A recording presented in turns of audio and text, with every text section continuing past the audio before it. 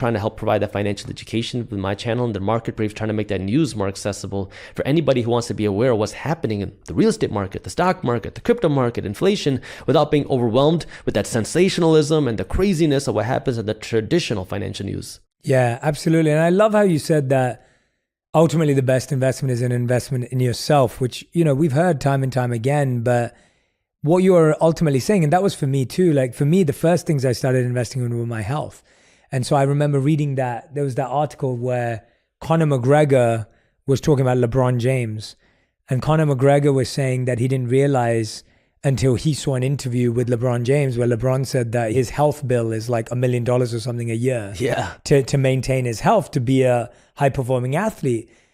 And I saw Conor McGregor's interview that he's talking about, and I was like, I want to be high performing. Like, you know, what do I need to do? And so I started researching, and then I remember I've always been a big soccer fan, football fan, because of coming from England. Right. And there was this interview again with two soccer stars, and they were talking about how they went to Cristiano Ronaldo's home when he just moved to Manchester. So he was bought by Manchester United when he was like 17 years old, 18, like young talent. And when they went to his house, he had his trainer, he had his chef, he had his coach. And all the other players were like, what is this? And he was like, that's my chef, that's my trainer, that's my coach. And they were like, what are you doing? And he was like, I'm going to be the number one player in the world. Like, that was his mentality. And so he knew what to invest in. While all the other players were buying cars or going out for parties, he was building that. And so I remember for me, what started to happen was like, okay, well, what do I need to invest in to create a mindset from which I can fully serve and give myself to others and take care of myself and my family? Because if I'm not investing in those things, then all of this is going to fall apart. 100%. Which is why when you walk through the 4 things at the beginning, when you talked about physical well-being, mental well-being, spiritual well-being, and financial well-being, like that recipe makes a lot of sense to me.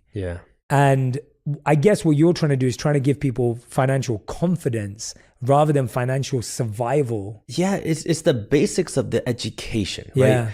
And one of the things that I try to do is I don't try to do is I don't want to say this is what you need to do. Of course, put your money here. Of course. And that's why I'm not asking you that. But the reason why is because I did listen to those people. When you talk about the get rich quick schemes, I bought a lot of classes trying to learn about entrepreneurship and money, and some of them were very good, some of them were really bad. And the issue that I had was, the people that are like, this is the only thing you have to do, whether it's buy this type of ETFs, buy this type of real estate, invest in this type of business. It worked for them, but I have a different goal than them. I have a different background than them. I have a different experience than them. I have a different risk tolerance than them. And everybody that watches this is, again, going to be different. And so my whole goal is to give you the education so you can make a better decision for yourself rather than to tell you what to do. It's teaching you to learn rather than telling you what to do. Yes. And I'm really glad that that's the conversation we're having, and that's why I'm not asking you, what should we do this? Because you're absolutely right. Times are different. Years are different. I guess one of the biggest things that I know is on people's minds right now is people are scared of this crash they keep hearing about, right? So there's a lot of fear. And there's a lot of insecurity and a lot of anxiety. And the challenge is that forces us to shut down even more about money because now we're all scared. And no one wants to admit saying, I've wasted all my savings or I've done this. How again, not what to do, but how should people think about this? I'm very glad you brought that up because this is something that we need to talk about, because you have to, again, ask the question of why and start questioning things, because I'm just going to give you a little bit of a timeline because it helps me understand where we are, and I think it'll help the listeners understand where we're going.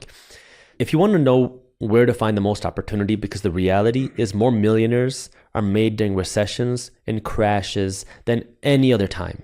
And the reason why is because when you have these types of recessions and crashes, assets go on discount. They go on sale. It's almost like Black Friday shopping for investors. And so you need to know how to find these opportunities. But this also requires you to not just blindly trust or listen to what anyone else says. So I started asking the question of why and started losing a lot of trust in the system when I started realizing, oh my God, like I was lied to about the school system and this and that and this and that. It was very painful for me. But if we go back a little bit and understand where we are in the economy and what might be coming, that will help you understand where to find the most opportunity. And I think that we are in store for a correction. The Fed is going to determine how bad it is. And there's a lot of factors that you want to pay attention to because there are real concerns and real issues in our economy and with inflation that we cannot ignore. The way that I can best explain that, because I'm kind of just like beating on the bush on this right now, is before the 2008 crash happened, the government and the Federal Reserve Bank kept saying that there's no real estate crash. The real estate market is very strong. And then once the real estate market started to go down in 2007, the Federal Reserve Bank, I'll explain what they are in just a second. They said that real estate is going down a little bit, but there's going to be no real estate crash and it's not going to affect any other aspect of our economy. And they made that statement publicly and said it again and again and again. And then what we saw happen was the entire real estate market imploded. Wall Street was on the brink of collapse. The entire financial system was on the verge of coming down. And after all of that, the Federal Reserve Chairman then came out and said, I had to say what I said because I did not want to incite panic and because of the political issues where I was told not to say certain things. So that was then. Now, before I go into 2020 and now, let me just explain what the Federal Reserve Bank is. The Federal Reserve Bank is known as the central bank in the United States. They control the monetary policy, meaning that they have the ability to print money, give this money to the government, and they also have the ability to influence and control interest rates. So they are the entity that can increase interest rates. That's the reason why we're seeing mortgage rates go up right now. They're the entity that can cut interest rates. And although they're called the Federal Reserve Bank, they're not federal. They say so on their website. They're not a reserve. They don't keep cash reserves anywhere. They're not a bank. You and I can't go there to deposit money. So now that we have that, let's kind of fast forward to where we are now. In 2020, the economy shut down due to the pandemic, but the government started spending money like crazy. And they were spending money that they didn't have. Where were they spending money? Well, they were giving out money in the form of unemployment checks. They were giving out stimulus checks. They were giving out big money to corporations. They were giving out big loans to corporations. And money was just being printed at free will. So the government was spending trillions of dollars that they didn't have.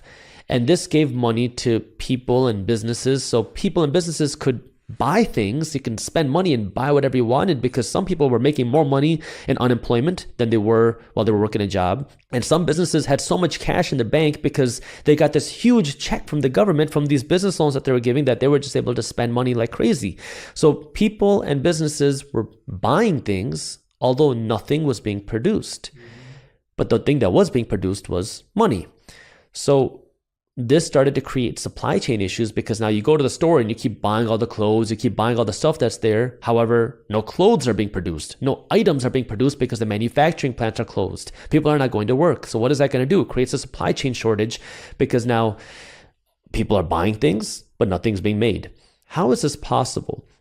What happens if you can print money without creating wealth? Because that's what was happening. We were printing money, trillions of dollars, without actually increasing the amount of wealth.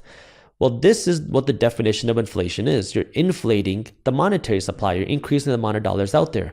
And the cost of that is you make the value of each individual dollar go down because now you're just printing money without increasing wealth.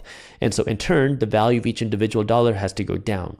And as soon as that started happening, I started making videos in 2020 talking about how the concern right now is deflation, meaning the value of the dollar is dropping. Your savings are becoming more valuable. Your earnings are becoming more valuable. However, be wary of inflation coming in the future because that's the definition of inflation. You're printing more money.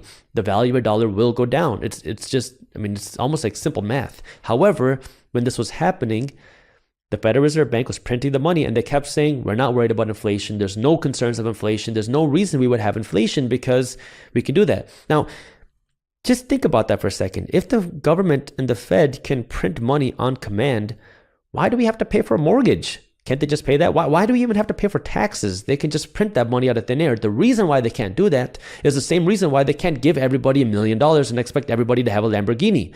It's because when you print this money, the value of the dollar drops. So fast forward to 2021, the early part of 2021, that was when the first glimpses of high inflation were being seen. And in the early part of 2021, the Federal Reserve Bank, who's in charge of the monetary system, said, there's no real inflation, nothing to be worried about. This is just a little blimp.